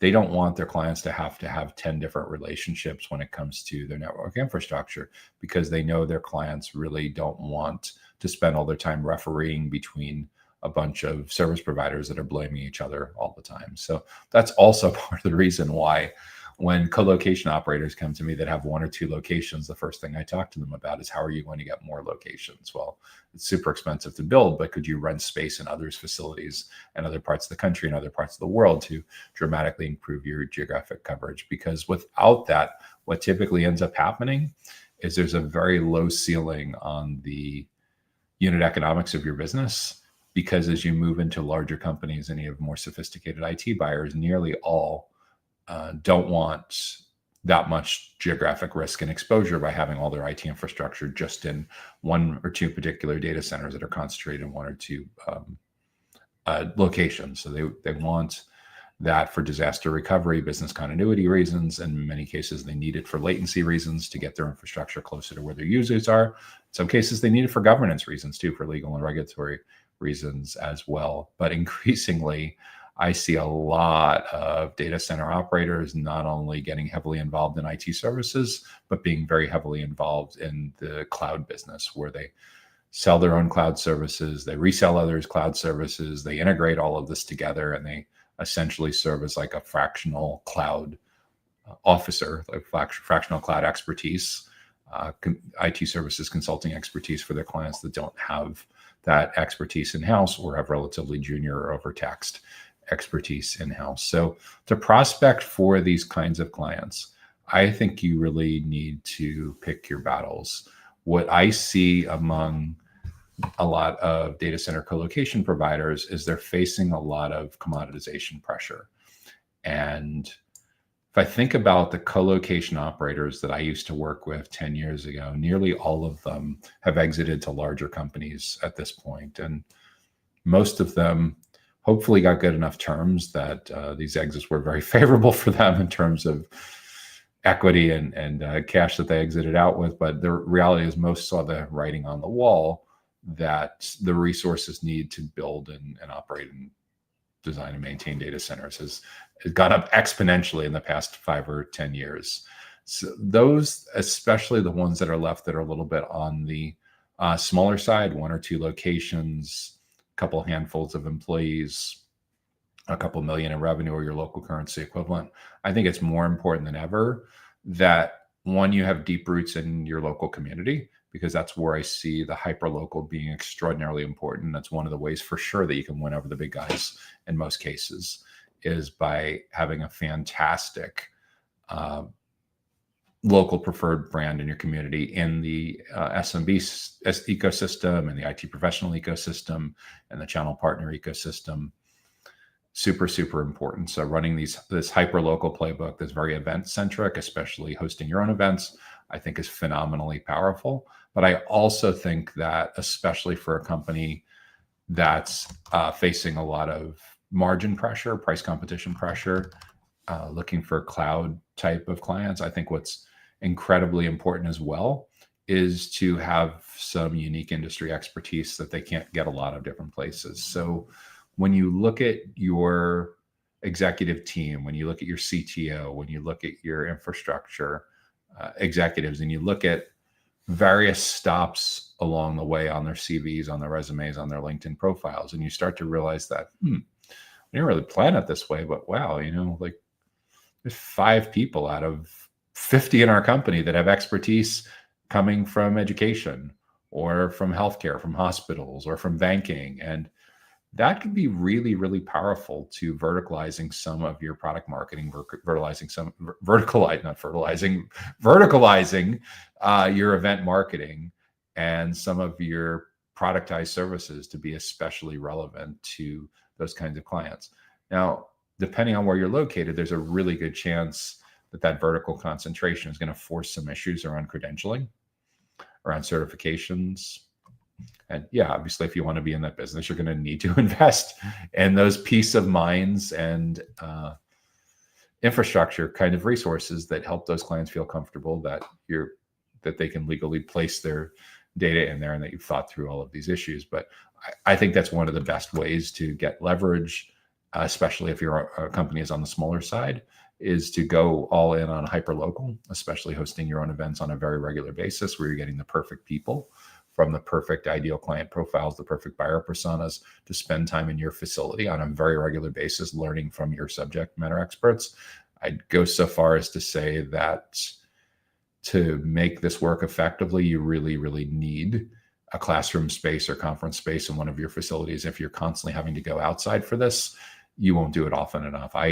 My personal belief for this kind of company that's facing commoditization is if you have a conference room or classroom that can seat 20 people, and you have 3 buyer personas and you want to get in front of them every single month, 36 out of the 52 weeks of the year, I want to see that room being used for 15 or 20 of the perfect people attending and learning from your subject matter experts. And beautiful things will start to happen when you get super client-centric, partner-centric, and you do that on a very, very regular basis. They come, they socialize with each other, they socialize with you, they learn some cool stuff from one of your subject matter experts on your team. Obviously, it's a small event, so there's plenty of room for interaction and participation, and they can ask questions. And for those that want, you take them on the tour afterwards. And that alone gets more and more people to attend from the same companies. Like the first time through, when you should always ask people when they register, hey, is there anyone else from your team or from another team in your company that would benefit from attending? But what tends to happen is it gets even more effective after they register for your second event or third event, and they've come to your events. You're like, wow, like I learned a ton. I learned more from your free breakfast seminar than I learned from a lot of paid classes. Yeah, I'm going to bring some of my coworkers with me. I'm going to bring my boss with me the next time I come. And like, this is how you're dramatically improving the surface area in these companies, how you're getting to meet the full decision committee, how you're getting on the short list, staying on the short list, knocking other companies out of the short list, influencing the criteria that they use to evaluate all of the different options that are in your company, differentiating throughout the full journey, getting out of the vendor box, staying out of the vendor box, competitively positioning, meaningfully differentiating your company. These are all the things that I would be looking to do for prospecting in a digital first world where people are increasingly, especially IT professionals, really, really allergic to spending time with sales and marketing folks. But if they perceive that this is part of their professional development, this is part of their learning and development, game-changing impact to getting the right people from the right companies in the right place at the right time, and most of all in the right context, so they see you and your client-facing team members as some of the smartest people on the planet, or at least in your region, when it comes to anything and everything directly and indirectly related to cloud data centers. So in terms of prospecting, if you're really specific on a few hundred companies in your local community that you want to have as clients, use outbound, use emails, use LinkedIn. You could use phone calls. You could use printed postcards. You could use fancy invitations if you really want.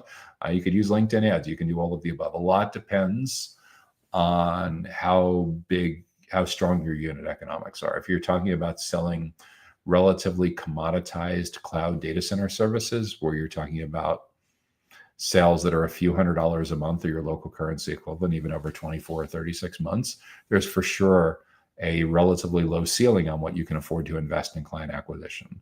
If you're selling to mid-market clients, where these are 5-figure deals, 6-figure deals, or more, that's a completely different kind of scenario, and you can afford to invest considerably more resources in client acquisition. But I'd make sure that most of the people that you're spending your time with, that you're inviting to these events, line up perfectly or nearly perfectly with your ideal client profile and your target account list. And that alone is a game changer compared to buying a booth at a big conference where you may have a large loss factor. And if you're hyper local, if you're specialized in a specific vertical, there's a really good chance that those investments can be really worthwhile for you, especially if you or someone on your team gets to speak in an editorial context at that event. So you're educating and building trust from the stage. That for sure is worth it in a hyper-local context and a verticalized context. The booth, the exhibitor, the sponsorship, the stand, whatever you want to call it, that may be worth it as well if their demographics are a near perfect match if their demographics of their attendees last year and they're projected this year are a near perfect match against your ideal client profile and your prioritized buyer personas. What I hate to see is people chasing needles in haystacks where their demographics last year and projected for this year are so vastly different than your ideal client profile and your prioritized buyer personas. And in that particular case, it's like a no-brainer to start getting rid of the bottom 20% of those investments and start hosting your own events on a very, very regular basis. Again, you don't need a lot of space to do this. If you have a foyer, classroom, or conference room that can seat 15 or 20 people, those 15 or 20 people are from your perfect target accounts, game-changing impact if they are learning with you. That's the key, is getting multiple stakeholders from the same company to be learning with you, so you're really stacking the decks in your favor. That's what prospecting should look like going forward, earning our way back in early and often. Early in the journey as possible, so we can influence the criteria, and often, so we're in on as many of those 28 touch points. So we dramatically improve our surface area so that our client-facing team members are seen as the be-all end-all experts for our specific geographic area, company size, industries, certain stakeholder roles when it comes to anything and everything directly related to their digital infrastructure decisions on where they're going to engage a partner like your company for cloud data center services. So that's the final question that we're going to be addressing in this week's Data Center Go to Market Sales and Marketing Q&A show. If you've gotten good value from this week's show, be sure to hit the like button. If you have an idea for a topic or a question or a challenge that you think we should address in an upcoming show, be sure to leave that in the comments on whatever platform you're watching on, and we'll add that to the consideration queue. And if you want to make sure that you get notified about upcoming educational events and resources just like this, be sure to subscribe to the Data Center Sales and Marketing newsletter on our website so you can get notified directly to your email inbox on Sundays. You can subscribe for free. at www.dcsmi.com. I'm Joshua Feinberg, founder of the Data Center Sales and Marketing Institute and host of the Data Center Go-to-Market podcast. If you and I are not currently connected on LinkedIn and you'd like to be, make sure to mention in the connection invitation that you watch or that you're a fan of Data Center Go-to-Market Sales and Marketing Q&A, and I'd be happy to be connected with you. I'm so glad that you're able to join us for this week's show. We wish you great success and your team and your company great success in growing your footprint, growing your impact throughout the data center, critical facilities, and digital infrastructure ecosystem. Look forward to seeing you back again next week. Take care now.